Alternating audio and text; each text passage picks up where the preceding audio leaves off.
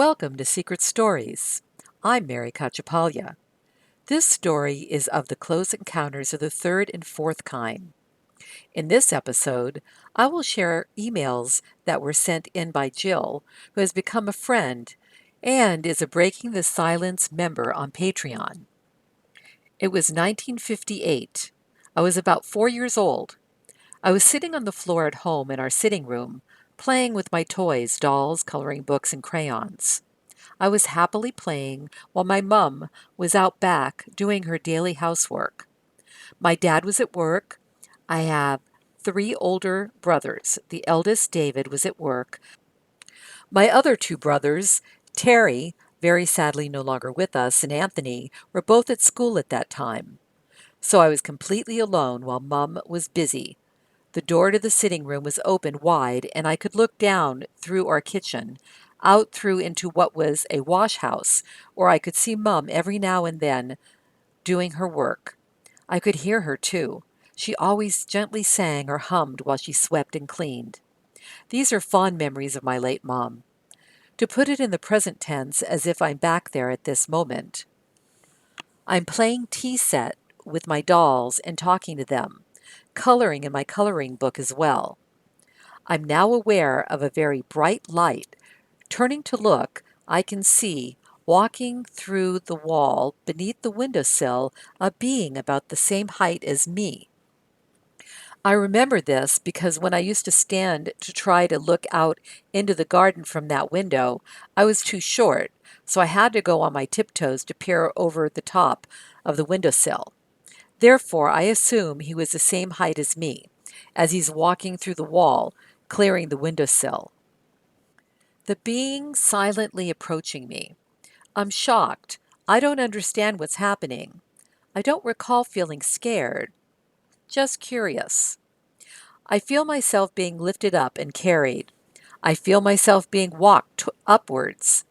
I do not remember anything else from this point. Then the next thing I do remember vividly is my mom coming into the sitting room. I was still sitting in the same place with my toys. I remember trying to tell my mom what had happened. She told me, "You had a dream."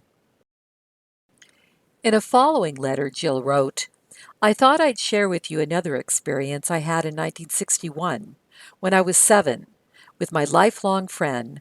I better not use her real name in case she doesn't want me to. I'll call her Anna. She was age 6. We had been playing in Anna's house.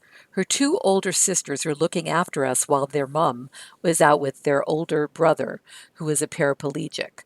Their mum, a divorcee, single parent, was pushing their brother down into the village in his wheelchair to the local cinema.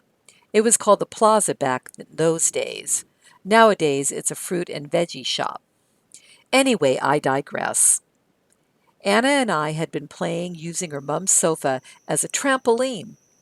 We were both jumping up and down, giggling and laughing, as little girls do.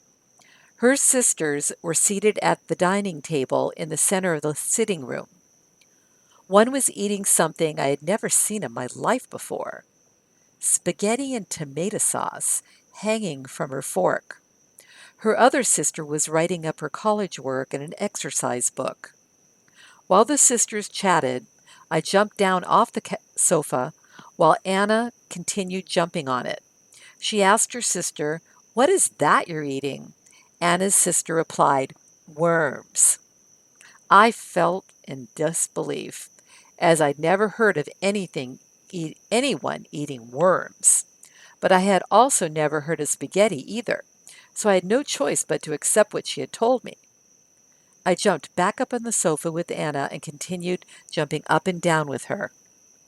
All of a sudden, there was a power blackout. We were plunged into darkness. We stopped jumping. Anna's sisters told us to stay still while they go to the kitchen to find the torch. I had the idea of drawing back the curtains to let in the moonlight. So I did. Anna helped by pulling back the other curtain with me. Something caught my eye. There, in Anna's mum's garden, which faced onto a large area of fields and countryside back then, standing looking at Anna's mum's cabbages Yes, cabbages were three small, childlike beings, just like the beings that walked through my wall when I was 4 years old in my parents' house. Anna knew nothing about that, as I didn't mention it to anyone other than my mum that time. I said to Anna, "Look, can you see them?" She said, "Yes, what are they?" With that, one to my left stopped what it was doing and turned its head and looked at me in the eyes. They were holding small instruments and dressed in a one-piece tightly fitted suits of some kind. It was a full moon, so we could see them quite clearly. I think the suits were either off-white or silver opaque looking, bald heads, almond shaped eyes. I recall a sort of belt around the waist of one that made eye contact with me. The next thing we recalled was the lights coming back on and hearing Anna's mum and brother coming in. Before any of us could tell them anything, Anna's mum and brother were excitedly telling us that they had just seen a UFO hovering over the great field, which our house overlooked. They then told us all the lights in the village went out on the way back. Anna and I told them what we had seen out the window, but none of them believed us. They thought that we had used our imagination telling tall tales after they had told us about seeing a craft of some kind over the great field. Her mum admitted that she did think that, but hearing our experience as adults, she did then realize we were telling the truth. She believed us. One more thing, what I feel is an interesting coincidence, perhaps. A few years ago, my friend Anna visited here from her home in a town in Tenbridge area of UK. She moved there in the 1990s. She contacted me to meet up with her for coffee. She asked me if I'd like to accompany her to the local museum to research her family ancestry information. I agreed to go with her. We entered, there was a man there expecting Anna. Apparently, she had phoned to arrange a meeting with the museum historian there. As she gave him a list of all her immediate family dates of birth, etc., he started typing it all in, pulling up all kinds of details and info. The historian told Anna, "This is your great great grandfather Richard and wife." I did a double take. I said, "I think you must have gotten Anna and me muddled. Sorry, but this is my family." Anna looked confused. So did I. Anna knew nothing about my family history, and I didn't take any info on my family. I only went to keep Anna company. Turned out, Anna and I were closely related on my paternal side, via Anna's maternal grandmother, Ada. The museum got so excited they asked us if we would give our childhood connection story to the local North Devon Journal. They arrived within about 10 minutes as they had been in the area. A photographer asked, pleaded to take our photo. We declined at first, but then gave in. Lastly, in a third email Jill sent, "I'll share some more things with you at some point, so much to tell you. Things that I've seen, and one time my husband Paul, who is an agnostic and was a non-believer in all things UFO related, etc., very scientific minded, show me the evidence kind of thing." This was in 1997. We were in bed sleeping. It was the early hours of the morning. I don't know what time it was exactly, but at a guess it was probably around 3 to 4 a.m.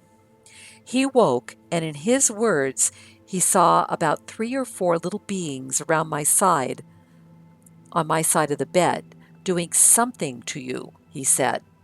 He told me he tried to wake me up and stop them from taking you, he said.